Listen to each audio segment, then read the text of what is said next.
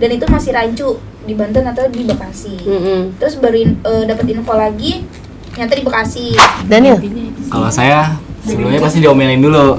diomelin ya. Tapi bukan diomelinnya itu bukan karena nggak diizinin KKN, Iya. tapi karena kan saya kan Ibu saya ini angga saya tuh kalau bapak saya ngizinin karena ya udah biarin aja gitu kan. Cuman kalau ibu saya tuh nggak ngizinin tuh. Pertama izin tuh ditanyanya tuh langsung KKN tuh bayar lagi atau enggak. Itu di sebelah pagar itu, sebelah kanan itu ada yang lewat tinggi gede hitam, lewat pelan gitu. Di kamar mandi. Terus itu Pak Toti ini kayak bener-bener nengok sambil gini aja gitu. Oh, saya nggak sengaja nggak sengaja ya ngelihat kayak sosok. Sebetulnya ada beberapa hal yang pengen saya tanyain lagi terkait dengan izin. Karena yang pertama, KKN itu nggak ada di kurikulum. Ada beberapa orang tua yang memang notice nggak ada di kurikulum kok nggak boleh. Nah, kalian gimana nih izin sama orang tua? Dari Pinky dulu kalau yang muter. Nah, kalau saya sendiri untuk izin kan emang awalnya pertama kali ke Banten. Ke Banten. Iya. Ya, kemungkinan terburuk sih karena Iya. pada saat itu belum tahu mau kemana ya. Ya. Jadi awalnya ke Banten ditanya berapa bulan. Karena setahu saya KKN itu di univ lain atau memang kayak ya saya nonton TV 6 bulan lah. Gitu kan. Di film KKN Desa Penari.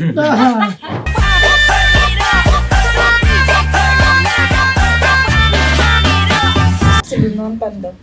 Udah. Terus Lanjut. Terus abis itu karena taunya di Banten terus 6 bulan kayak ini bener nih lama banget gitu kan, kenapa nggak magang aja kayak gitu. Terus info-info yang saya dapat lagi yang update-annya cuma sebulan dan itu masih rancu di Banten atau di Bekasi. Terus baru dapat info lagi ternyata di Bekasi. Ya udah akhirnya dibolehin gitu. Yang penting jaga diri aja sih katanya. katanya mah. Iya. Siva. Kalau dari saya ya diboleh-bolehin aja sih, Bu. Yang awalnya juga bilang katanya di Banten kan. Terus ya deket juga dari rumah yang di Tangerang. Ternyata di tempatnya di Bekasi, jadi ya alhamdulillah lagi deket dari rumah yang di Bekasi Iya. juga. Jadi sebetulnya kalaupun di Banten juga udah siap-siap aja ya. Iya. Emang udah Berarti- diizinin. Oh, Gak oke. apa-apa, aman-aman. Aman. Korea. Si kuliah pulang. Kalau saya kan emang sebenarnya nggak boleh karena kakak saya sih yang lebih Protek. itu kakak saya. Jadi Itu kakak saya, kakaknya Ria. enggak, kakak saya tuh emang kayak nggak ngebolehin gitu loh Bu awalnya. Nah ya udah, terus akhirnya saya diemin dulu tuh sampai nemu keputusan. Wah, berantem dulu nih mereka. Enggak. Ya. Nah akhirnya dari situ tuh boleh. Boleh. Situ boleh. Iya. Boleh. 50. Oke. Berarti kakak. Adil. Iya Kak, kalau saya sih boleh Kak. Ya kak. Iya, kata mama saya ya udah terserah nggak apa-apa. Yang penting kamu bisa jaga diri, udah itu aja. Oke. Daniel. Kalau saya sebelumnya pasti diomelin dulu. Diomelin ya. Tapi bukan diomelinnya itu bukan karena nggak diizinin KKN, Iya. tapi karena kan saya kan magang di Boyolali sebelumnya baru pulang. Oh iya Iya. betul. Baru langsung dibilang baru pulang kenapa pergi lagi gitu kata ibu saya. Ibu atau ibu? Iya. Ibunya mancing mulu ya. Kakak. Saya kena serbu juga ini ya. Serbu apa? Ya, lanjut. Ya kayak gitu pokoknya. Saya terus pergi lagi. Ya akhirnya ya udah saya jelasin aja kalau misalnya kakek gini ya akhirnya diizinin kayak gitu. Oke, akhirnya diizinin. Ya, kalau saya itu sebetulnya perizinannya tuh agak ribet ya. Karena ibu saya Oh, dikirain harus bikin proposal dulu, Pak. kalau enggak dong. Ibu saya ini angga saya tuh kalau bapak saya ngizinin karena ya udah biarin aja gitu kan. Cuman kalau ibu saya tuh nggak ngizinin tuh. Sampai kayak di hayanya pun ketika saya mau jalan pun ditanya lagi. Ini mau jalan sekarang gitu. Ya emang mungkin karena di rumah ibu saya masa kesepian kali kalau misalnya saya nggak ada tuh. Ya udah, ya pendekatan yang paling utama ngelobinya tuh nih tips aja nih buat teman-teman nih. Tips and trick. Tips and tricknya itu jadi tuh kalian sebisa mungkin tiap malam tuh ajak ngobrol sama orang tua kalian. Kalau kalian tuh emang niat mau KKN tuh bukan karena emang mau happy gitu kan, tapi emang karena tugas gitu, tugas negara lah. Yes. Ngabdi tugas ngabdi negara. diri ya Betul. sebagai mahasiswa, Ngabdi. betul. Ya, terus kalian jelaskan juga kenapa kalian ikut KKN, terus KKN tuh ngapain aja, berapa bulan. Jelaskan sebisanya, dan emang kalau orang tua kan ibaratnya mah pengertiannya gak sulit ya, diusahakan tuh dengan bahasa kalian aja. Iya. Dengan bahasa sendiri itu kalau saya mau KKN tuh karena emang ngabdi, mau nyoba ngabdi, mau coba bergaul dengan masyarakat luar gitu. Lambat laun saya yakin orang tua kalian bakal luluh. Oh ya udah nggak apa-apa. Kayak Pada gitu. akhirnya ibu luluh. Pada akhirnya ibu saya mau nggak mau diluluhkan sama bapak saya juga. Diluluhkan sama bapak saya juga. Saya Rayuannya kira ke bapak. Dibantu. dia berhasil. Iya. Saya berhasil mengalahkan hati bapak saya, tapi untuk ibu saya masih sulit. Jadi saya minta bantuan bapak saya. Makasih loh Bapak. Dulu Tapi sama tetap, bapak. Iya. tetap ibu saya ngasih ide saya untuk jalan KKN. Alhamdulillah sampai sekarang saya bisa bertemu lagi. Bisa bertemu lagi. Iya kan. Ada. Iya. Serem juga kalau Iya. Ih, nonton KKN Desa Penari sih. Ya, gimana Mas Fahmi? Cool boy. cowok Cool boy. Kalau untuk saya Bener, sih cool banget lu. awalnya tuh izin ke bapak saya. Tuh yang pas pertama izin tuh ditanyanya tuh langsung, KKN tuh bayar lagi atau enggak? Udah langsung. Iya. Iya. itu poin penting Iya, itu benar. Terus saya jawab, enggak, ini enggak bayar lagi karena ini program dari RL Dikti. Jadinya kita enggak bayar lagi gitu Iya. ke kampus. Terus ditanya berapa lama KKN-nya, di mana KKN-nya. Ya yang pas itu sih kan informasinya masih belum jelas ya. Saya cuman jawab ya kemungkinan sih sekitaran Jawa Barat aja kayak gitu. Untuk waktunya ya paling lama mungkin 6 bulan kayak gitu kan. Habis itu kayak oh ya udah karena nggak ada duit lagi kan, jalan aja nggak apa-apa gitu. Gak ada duit lagi tiba-tiba jalan. Iya. Mengurangi beban. Waduh, ngomong. Canda nih. Katanya juga beban dulu tuh. Ya Allah, Enggak. jahat. Iya. Cool boy. Ya pokoknya gitu Kak. Ya Kak. Oke. Iya, jadi sebetulnya sama saya juga. Aduh, jadi kayak kita seangkatan gitu ya. Jadi yang hal pertama memang kita harus kasih penjelasan sama orang tua sih. Ya dulu orang tua saya tuh protektif banget kayak orang tua saya itu hanya akan memberi waktu saya hanya untuk kuliah. Sedih banget ya. Iya, serius kayak misalnya dari SMP SMA tuh kan lagi masa-masanya remaja ya. Terus kayak ya masa remaja gimana sih, kayak pengen nonton, pengen main sama teman, pengen ke rumah teman dan lain sebagainya. Bebas. Orang tua saya itu hanya membolehkan saya pergi ke rumah teman untuk kerja kelompok. Iya. Sama juga. Oh iya, Sama. Makanya iya gitu. Jadi hal paling berat buat saya ketika memang ikut kegiatan kampus apapun itu, saya ikut KKN 2 kali. oh 2 kali. Iya 2 kali. Nah, adalah meyakinkan mereka bahwa apa yang kita lakukan itu benar. Gitu. Jadi pada saat itu saya benar-benar nantang orang tua saya. Mama, Papa, kalau Mama sama Papa nggak percaya, boleh datang ke tempatnya, boleh datang ke kampus dan lihat saya sedang apa. Saya tantangin. Iya. Akhirnya mereka datang loh. Kayak saya masih kegiatan di kampus, pada saat itu saya jadi panitia ospek. Dan datang ke kampus ngelihat saya sedang menjadi panitia, pada saat itu benar-benar yang mereka mengizinkan. Mereka pada akhirnya oh iya, anak saya benar nih. Dari situ kemanapun saya diizinkan, termasuk saya beberapa kali pergi ke luar daerah kayak ke Makassar, kemudian saya pergi ke daerah Sumedang kalau saya nggak salah, terus ke beberapa daerah dan bahkan main pun saya diizinkan karena ya jelas saya ngomong jujur ya dia mau main, saya mau main dan mainnya sama teman seangkatan itu diperbolehkan pada akhirnya karena mereka hanya perlu kita jujur kok. Iya. Gitu, dan mereka hanya perlu oh iya apa yang dikerjakan anak saya itu pasti dan punya manfaat, just it gitu. Jadi pada saat itu dengan tipe orang tua yang seperti itu, waktu SMA sih saya bohong, nggak bagus, bukan untuk ditiru, dan jangan ditiru di rumah. Tapi ternyata itu yang salah Karena ketika berbohong ada aja. Iya. Saya pernah jatuh gara-gara bohong. Ceritanya pada saat itu memang saya suka motor besar kan. Dibolehin sama ayah saya buat pakai motor besar untuk praktek fisika pada saat itu. Saya anak IPA. Iya, pada saat itu praktek fisika di sebuah lab gitu ya. Saya diperbolehkan bawa motor besar. Dan saya bohong. Saya touring tapi nggak ngomong sama orang tua.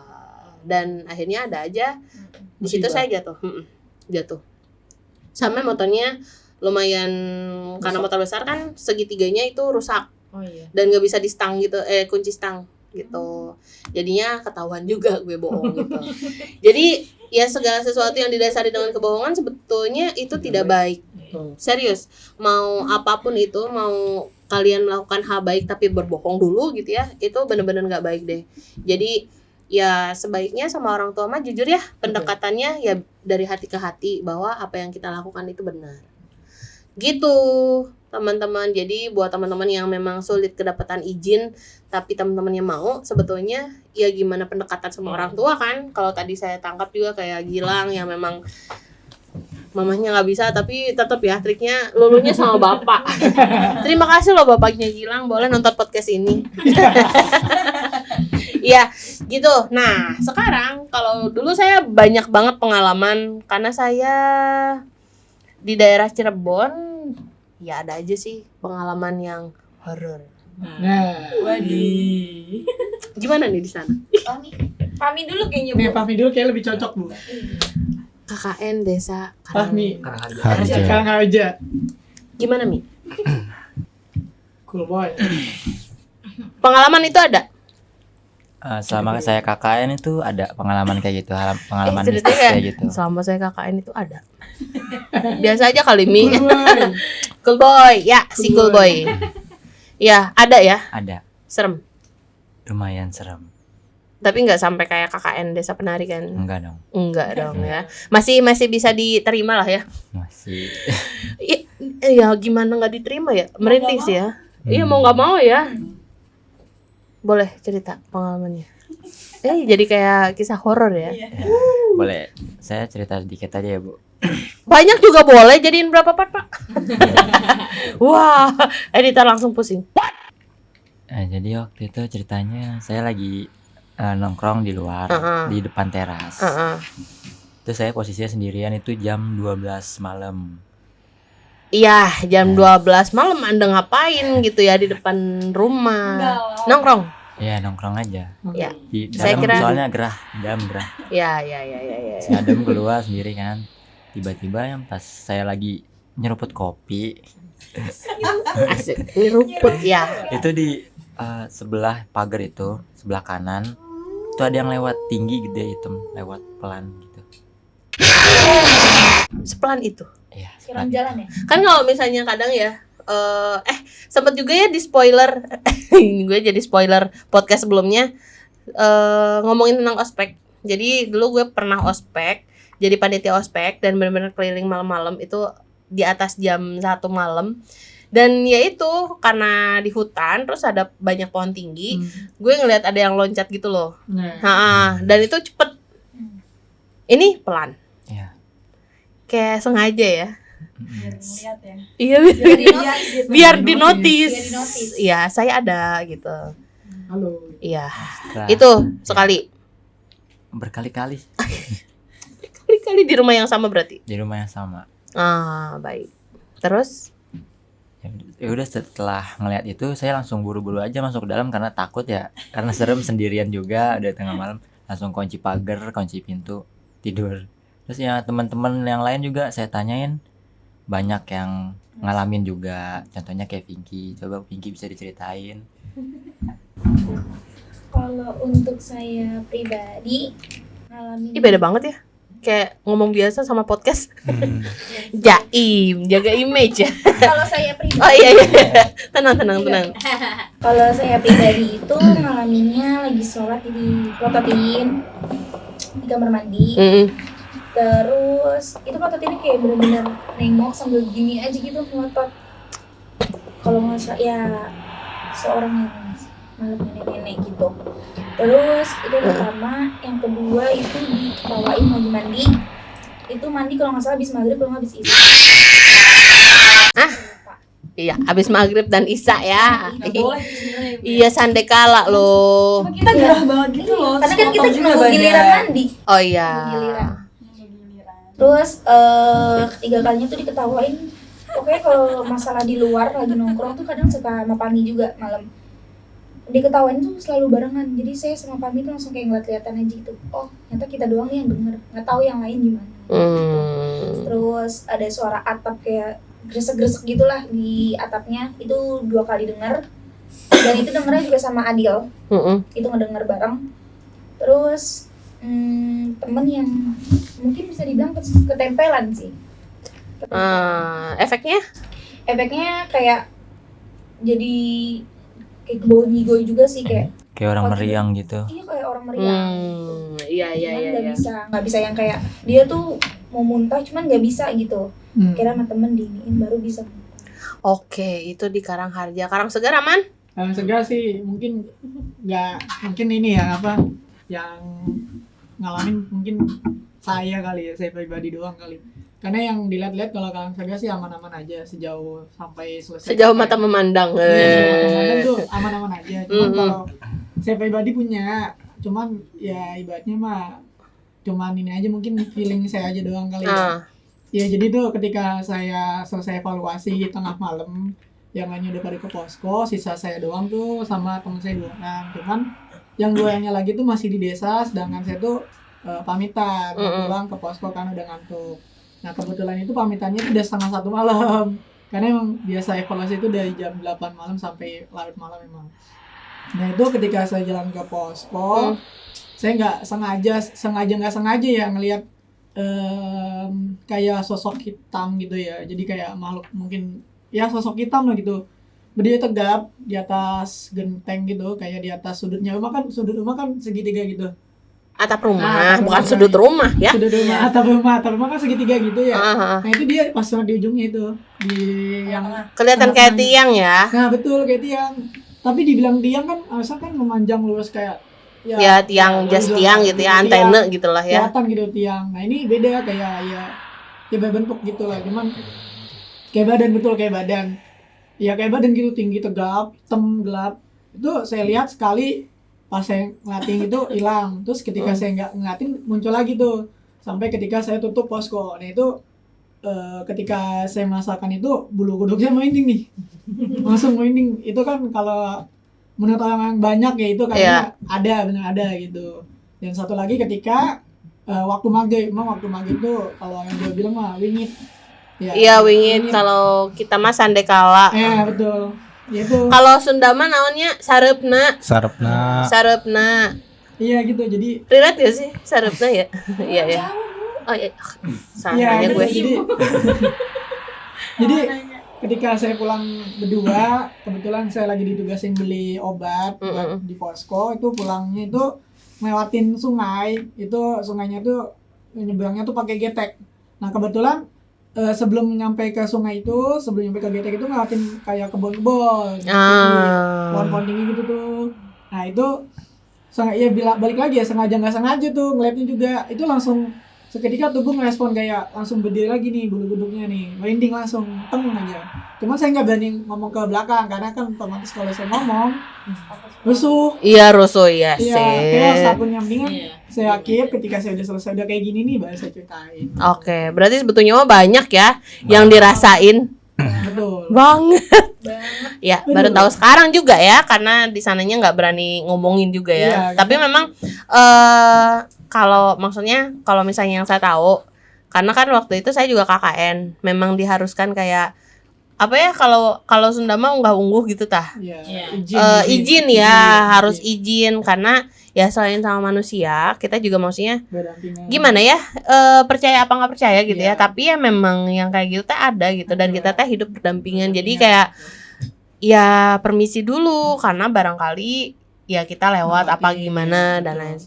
Terus yang kadang nih ya, ini zaman saya KKN juga sama, maksudnya kayak mahasiswa tuh pulang misalnya abis proker nih maghrib terus kayak nongkrong evaluasi dan lain sebagainya, at least itu kayak sampai malam dan memang seberisik itu sih Betul.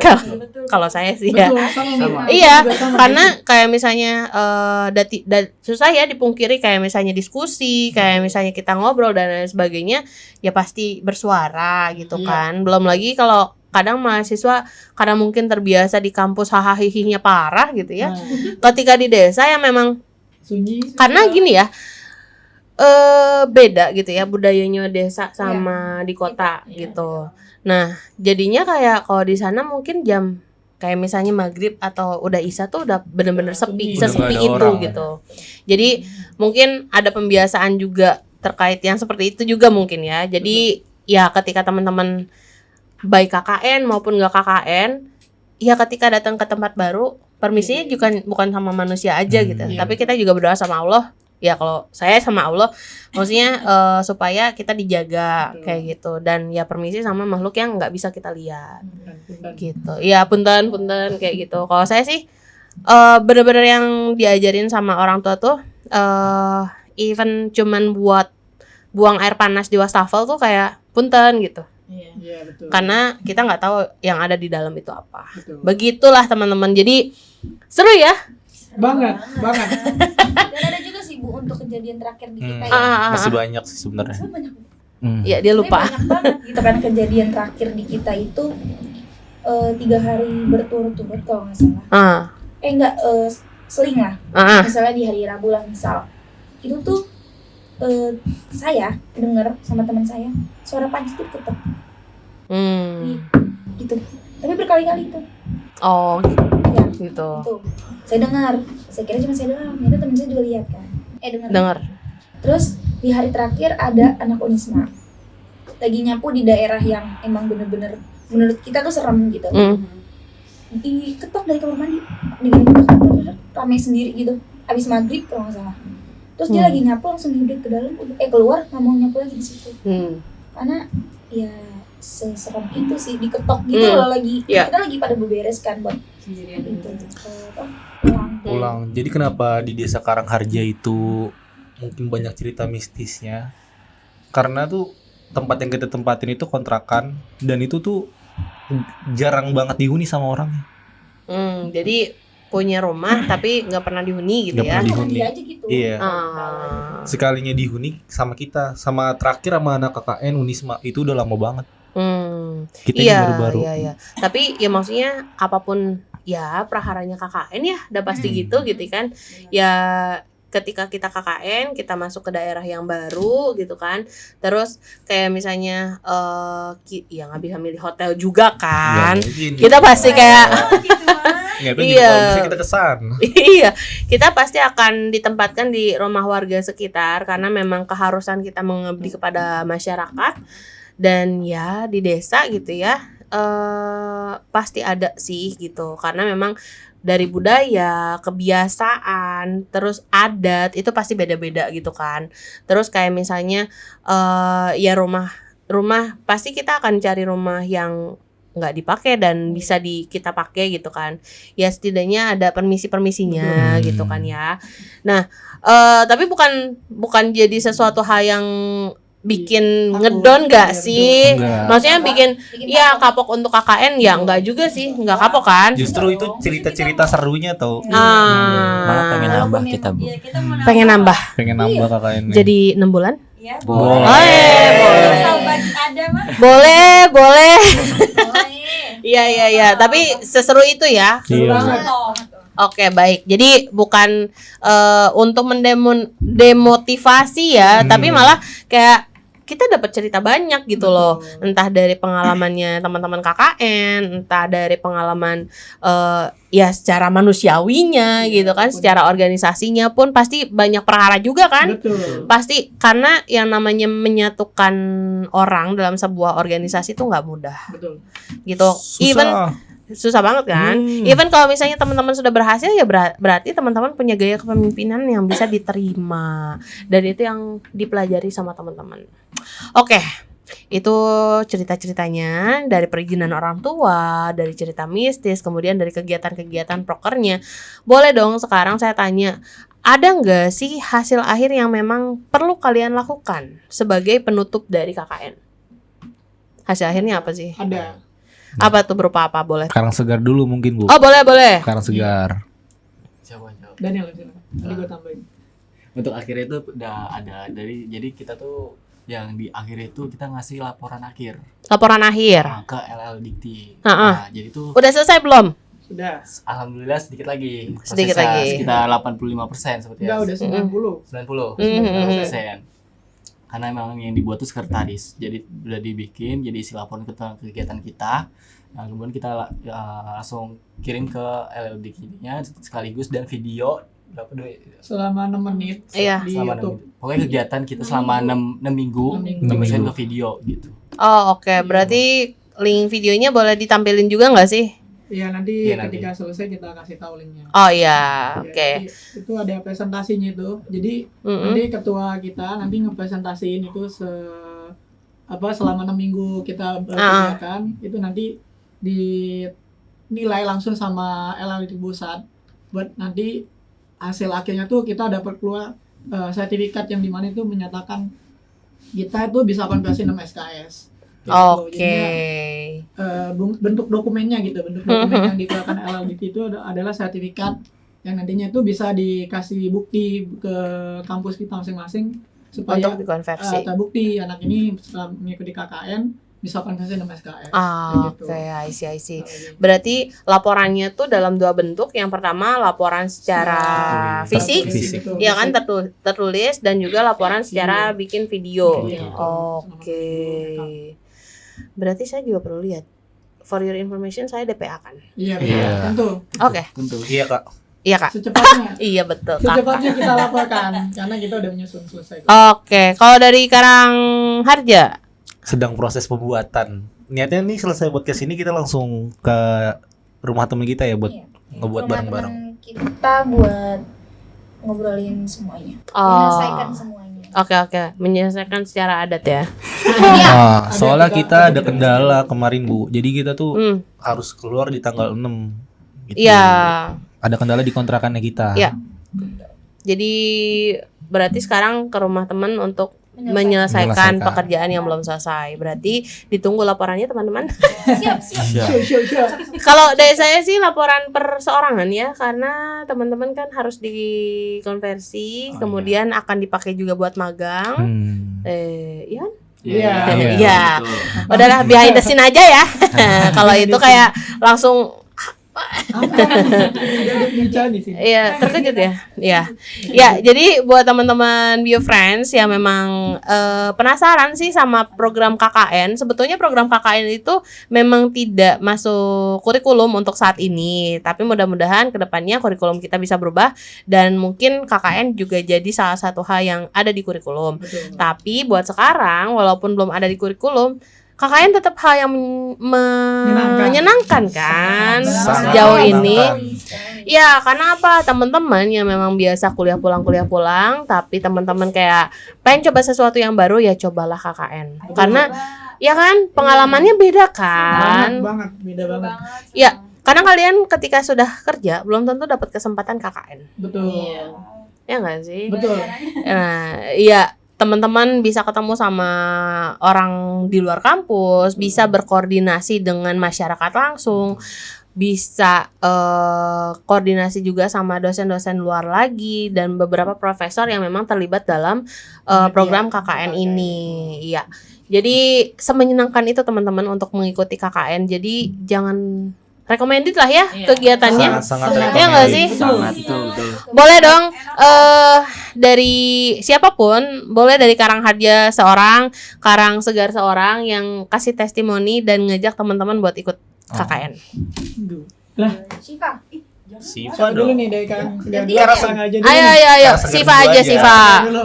Karena segar Shiva dulu aja dulu sih. ya, Shiva. Iya, karena dari fakultas enggak dari Fakultas Karang Bisnis. Harja dari fakultas bisnis karena Siva. fakultas bisnis sendiri nih. Iya, buat teman-teman, jangan takut ikut KKN ya, karena KKN seseru itu loh. Seseru itu. Seru banget, Bu. Seru banget. Kasih rating dari 1 sampai 10. 1000. 1000. Applause. KKN 1000 ya nilainya. Boleh dari Karang Segar dan Fakultas Informatika.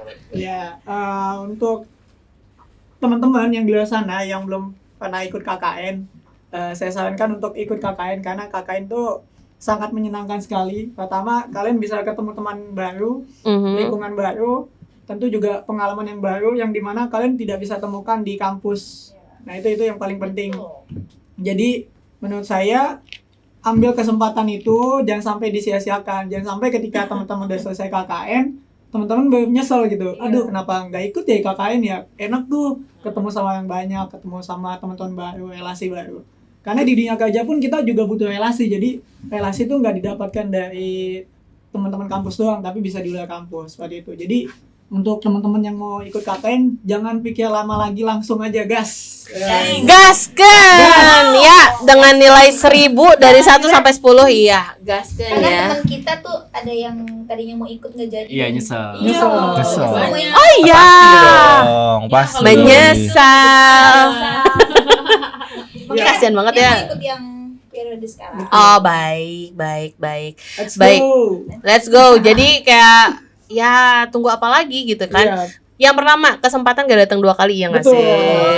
Iya nggak sih? Betul. Kesempatan nggak pernah datang 2 kali, dan sekalinya teman-teman punya kesempatan diambil karena mungkin aja itu rezekinya teman-teman. Betul. Gak tahu kan, setelah ini ternyata misalnya Gilang dapat pekerjaan dari DPL-nya. Wih, amin. Kalau enggak Daniel dapat pekerjaan dari Ibu Lurah. Iya. Si anak sayangan Ibu Lurah. Ya, kita nggak pernah tahu rezekinya kita loh. Betul. Jadi ketika misalnya ada kesempatan, diambil. Betul. Dipaksa ya nggak apa-apa, tapi ya kan pada awalnya teman-teman dipaksa Betul, loh. betul. Tapi semenyenangkan itu kan. Iya. Dipaksa yang menyenangkan. Oke, baik. Saya menyenangkan. Jadi mungkin buat bio friend yang masih ragu nih, atau misalnya masih mempertanyakan sebetulnya KKN itu gimana dan ngapain sih, ya udah terjawab semua, karena ya KKN itu salah satu hal yang memang dilakukan oleh mahasiswa, yaitu pengabdian kepada masyarakat. Dan mudah-mudahan podcast kita hari ini itu menjadi inspirasi buat teman-teman. Bukan hanya KKN, tapi yang namanya pengabdian ke masyarakat itu banyak bentuknya, salah satunya KKN. Dan ya kalau misalnya tadi sih recommended banget ya, nggak ada alasan buat gak ikut guys. Gasken 100% kayak seru banget. Walaupun memang banyak prahara dan lain sebagainya, ya Udah dijalanin enak sih. yes. Betul. Dan manusia itu tumbuh dari masalah. Iya. Betul. Betul. Kalian akan semakin kuat, kalian akan semakin jago, kalian akan semakin hebat ketika kalian sudah melalui masalah itu. Masalah. Betul? Baik, mungkin itu saja dari kami.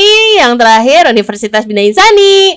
Bigger, better, higher. Wassalamualaikum warahmatullahi wabarakatuh.